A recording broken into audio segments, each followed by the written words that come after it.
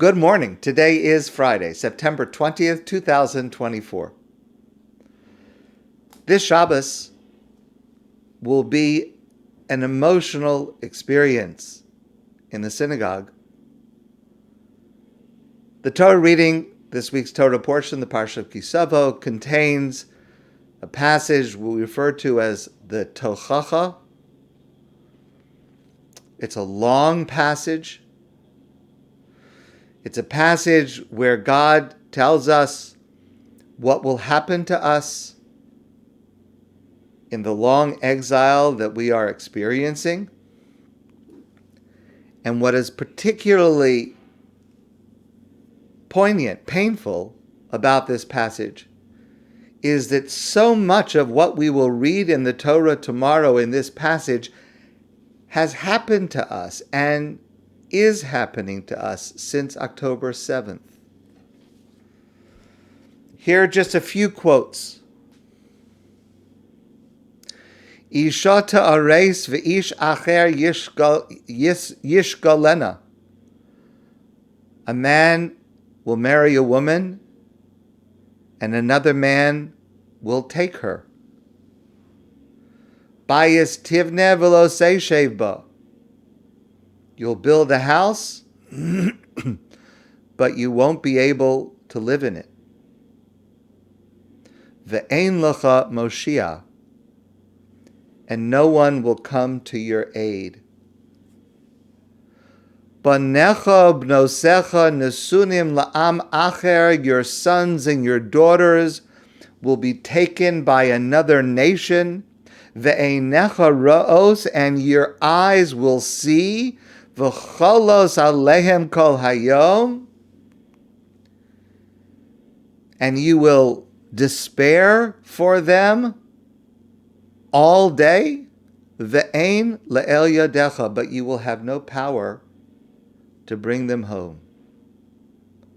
V'hayisi meshuga mimare einecha asher tireh, you will go insane from what you have to witness. Banim ubanos tolid, you will give birth to sons and to daughters. V'lo yiyelach, but they will not be with you. Ki yelchu bashevi, because they have been taken captive. Yisa Hashem alecha goy merachok miktzei haaretz, God will bring upon you a nation from far away. Kasher yideh hanesher, as far as an eagle can fly, so far away. Goy asher lo sishma lushono, a nation whose language you do not understand. Goy az panim, a nation who is sadistic. Asher lo yisa panim lazakein, that gives no respect to those who are elderly, v'nar lo yachon, and no mercy on children. V'hitzar lecha b'chol sharecha, and they will attack all of your gates, your walls, ad redes chomosecha hagvos v'abetzuros, until they have overrun, destroyed your high fortified walls. V'hayu chayecha teluim lecha mineged, your life will hang in suspense. Upacharta laila v'yom, you will be terrified both in the nighttime and during the daytime. V'lo tamim b'chayecha, you will not believe that you are still alive. Baboker tomar mi'itein erev, in the daytime you will say, we wish that the day was over, it was nighttime.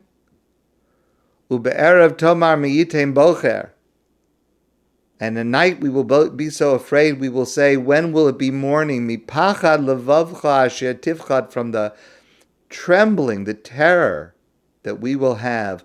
Umimare einecha asher tireh, and from the terrible sights that we will see.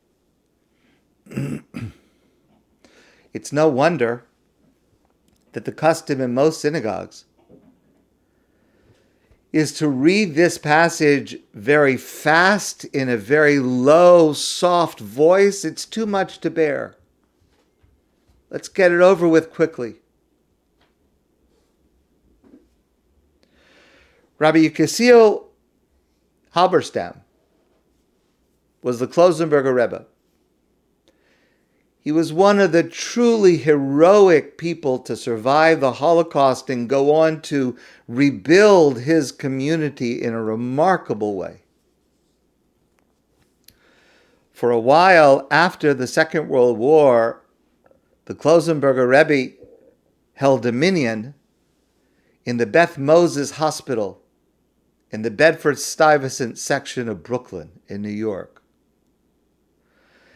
And it once happened that as a very, very young man, Shlomo Riskin, Rabbi Shlomo Riskin, but at that time Steve Riskin, as a young man, he attended this Hasidish shtibel on Shabbos, and it happened to be this Shabbos, the Shabbos of the Parsha of Kisavo. And besides Steve Riskin, this young American boy, most of the people in this small congregation were those who had just survived the Holocaust.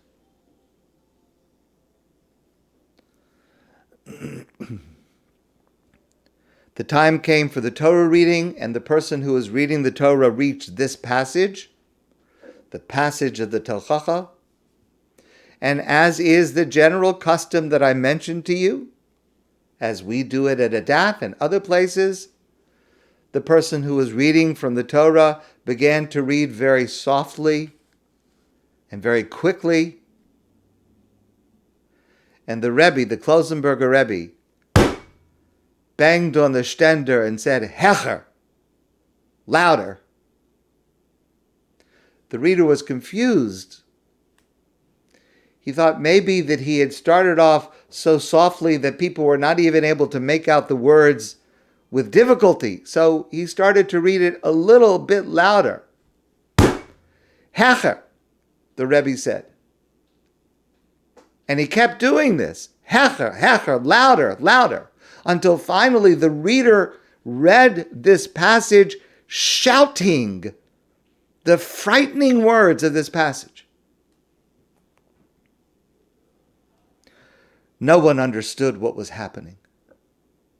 No one had ever seen anything like this. But when they finished, the Rebbe began to explain. He said to his congregation, he said, we no longer have to read this passage quietly. This is no longer a prediction for the future, a threat of which we must be afraid. We have lived this. Everything in this portion has happened to us. And therefore let us shout these words with pride to our Father in heaven that we have already received all the curses. We've survived these curses. And now it is God's turn to bring us the blessings. The Talmud comments on the way that our calendar is arranged, that we read this parsha, the Parsha Kisavo, just a couple of weeks before Rosh Hashanah, always close to Rosh Hashanah. The Talmud says, Tanya, Rabbi Shimon ben Elazar Omer. Rabbi Shimon ben Elazar says, Ezra tikin lehen liYisrael, sheyukaren klalo shebemishna Torah kodem Rosh Hashanah. The arrangement of the order of setting up the reading of the Torah is arranged so that this passage should be read in the synagogue just before Rosh Hashanah. Why? My timer. Why? Amar Abaye, v'yisei Reish Lakish. Some say it was Abaye that gave the answer. Some say it was Reish Lakish. Kedei shetichle hashana uklolo seha. In order for the year to end along with its curses.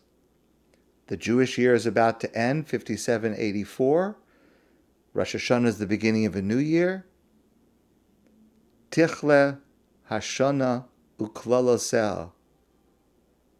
We pray to God that this year, as it comes to an end, 5784, will also bring an end to its curses. Tichle Hashana Uklaloseha. Let the year end, and along with it, its curses. Tachel Shana Ubirchosecha. Let the new year begin, and let this year be a year of blessings. When we read the Torah tomorrow, we read it remembering everything that the Jewish people has gone through over millennia, and we read it as the Klausenberger Rebbe suggested, with the knowledge that we have lived it. We have lived it this year. And now, God, it's time for your blessings. My friends, I wish you a good day and a meaningful Shabbos. And I look forward to seeing you soon in person.